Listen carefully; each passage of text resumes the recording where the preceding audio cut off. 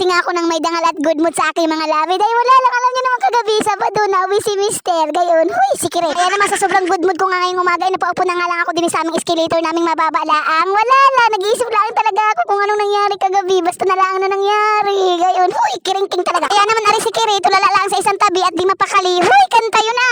Wala lang, nasabi ko lang, gayon. Sinapay ko na nga lang ang mga tuwalya na ginamit nga namin ni Mr. kagabi dahil naligo nga kami. Gayon nga, oo. Kainaman ng kalandi eh.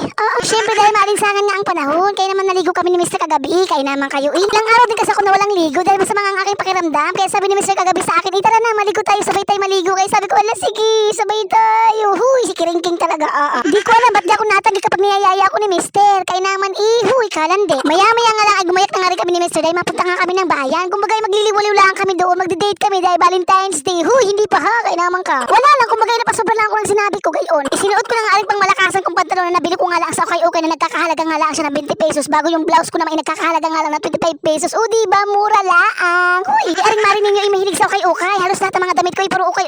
Kaya naman eh, paano hindi nga ako makabili-bili ng bago kaya okay lang sa akin ay sapat na. Kaya naman kayo. Sabi nga ng mga chismosa din sa amin eh, halos daw lahat na nabibili sa okay yung mga may-ari doon ay mga patay na. Kaya naman tinatakot pa ako kagigil. Pero syempre dahil favorite ko mamili sa okay kaya naman di ako napatinig sa mga chismosa din sa amin. Bahala sila diyan. Wala lang, nasabi ko lang dahil madaldal nga ako gayon. Pagdating nga namin ni Mr. Dini nga sa Prisma, tingin nga lang sana ako na itong washing. Kaso nga lang babae lumapit agad sa akin. Kaya naman, bago itinanong niya agad ako, sabi niya sa akin, "Hi ma'am, ano hanap mo? Installment ba or cash? Pwede ka mag-installment ma'am, mayroon kaming promo." Sabi niya sa akin gayon. Inung-una nga ayaw ko nga sana bumili dahil may pinaglalaanan pa nga kami ni Mr. Kumbaga nagpunta lang kami din para magtingin-tingin lang ang baga gayon. Pero dahil may bumulong nga sa tenga ko, sabi sa akin, "Cherry, bilhin mo na yan. Pwede ka na magkusot at magpiga." Kaya naman kaya naman binili ko na lang dahil yung nga ang sabi ng aking konsensya gayon. Mas gusto ko nga sana yung kulay green kaso nga lang wala silang available na green. Meron nga silang green kaso nga lang walang dryer. Kaya naman kagigil. Kaya naman no choice na aring marin ninyo kahit labag sa kalooban ko yung kulay kahit hindi ko gusto ay binili ko na lang. Kaya naman bago aring mister ko ay tuwang-tuwa pa dahil sa lahat ng gamit namin sa bahay aring washing lang daw ang naiiba. Kaya naman siya kagigil. Dahil nakaluwag-luwag na aring marin nyo kaya may sinabi na nga lang namin aring kutsyon bilhin para alam nyo na mamayang gabi may magamit kami ni mister. Huy, si kiring-king. Kumbaga bibinyagan na agad namin ng batagilid. Huy, silandi talaga. Matagal ko na nga kasi tagang gusto bumili nga na rin kutsyon dahil yung aming papag na inasakit na nga yung aming mga likod doon. Kaya naman bago nadidislocate na yung aming mga tuhod ni mister pa nag-aanuhan kami. Kaya naman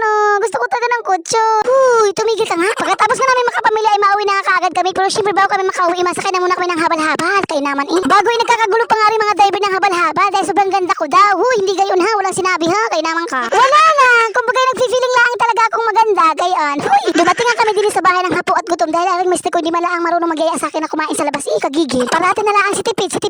Pag may time magtipid, gayon lagi sila sabi sa akin. Kaya naman kaya naman na rin gutom ko ay hiniga ko na nga lang din sa bagong kutsyon namin. Para wala lang, matry ko lang na malambot na taga aring likuran namin. Gayon. Huy, sabi ko din sa akin, mister, halika papa, higa ka rin din. I-try mo, dali na, higa ka dito. I-try natin ngayon. Huy, si kiring-king ka talaga. Kaya naman. Pero ayaw niya, kaya bahala siya sa buhay niya. Kaya naman siya, kagigil. Dito ko na nga lang din sa may kusina inilagay aring washing dahil baka pag sa labas baka nakawin. Kaya naman usong-uso pa naman din sa amin ang nakawan ng mga gamit. Ayaw magsitrabaho kabatugan. Kaya naman. Ay siya nang dito na lang muna mga dahil baka mamaya kung ano pa masabi ko sa inyo napaka-chismoso ko pa naman din. Kaya naman. Baka mamaya mabanggit ko pa sa inyo ang pangalan ng magnanakaw at kung sino siya. Naku, delikado ang buhay ko niya. Bago na mamaos pa nga ako, di ko alam kung bakit. Huy, si Kire. Hanggang dito na lang mga dad. Maraming salamat sa panonood. Paalam. Mahal ko kayo kahit makaring ka nga talandi ako.